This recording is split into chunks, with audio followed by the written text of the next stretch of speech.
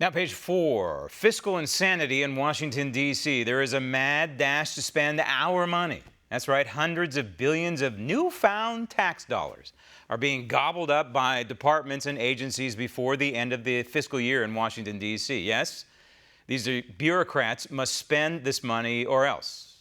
Or else what?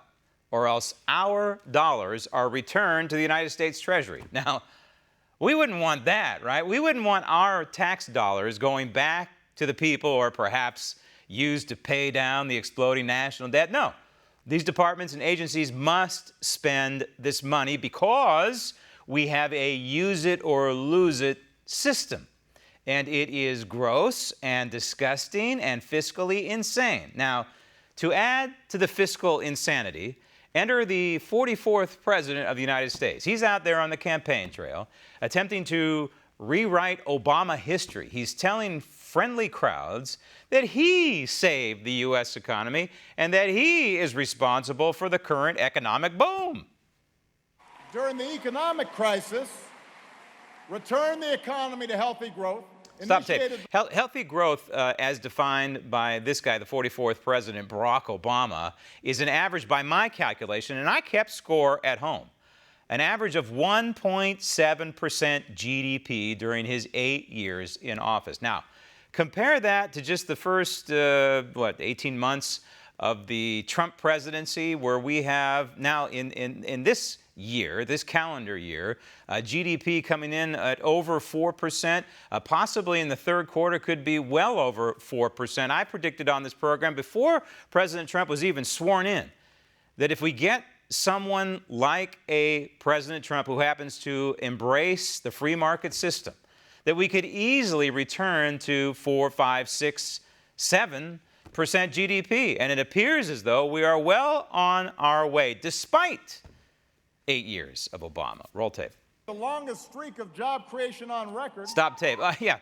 When you hit rock bottom and you have virtually no job creation because of your horrible policies that almost destroyed our free market system, sure, you're going to have job creation once you release the well-shined shoe from the neck of the U.S. economy just a little bit.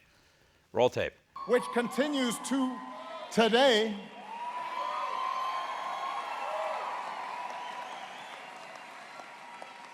Thanks to folks like Rich and Betty, we covered another 20 million Americans with health insurance. Stop tape.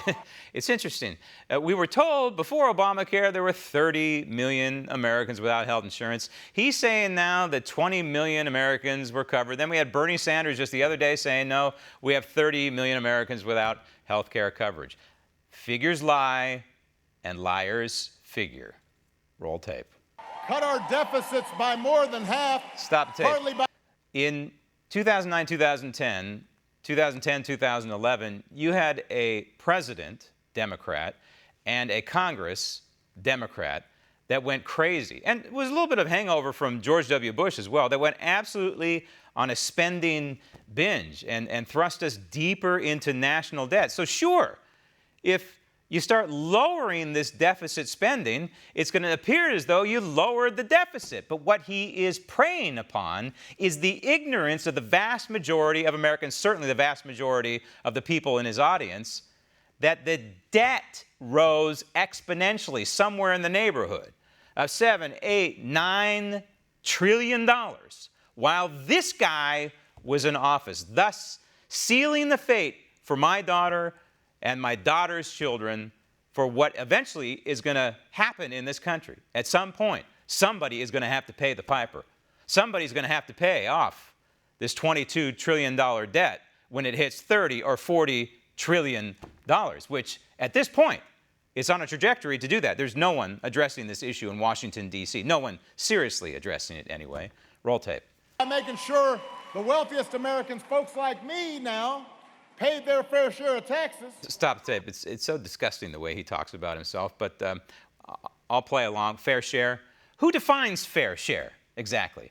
I believe there should be zero income tax at any level in this republic because you are taxing a person's labor, and labor is a product of a finite amount of time on this earth. Want to see more videos like this? Click on the link below and subscribe to One American News on YouTube, and call your cable provider and kindly demand that One American News is added to your lineup.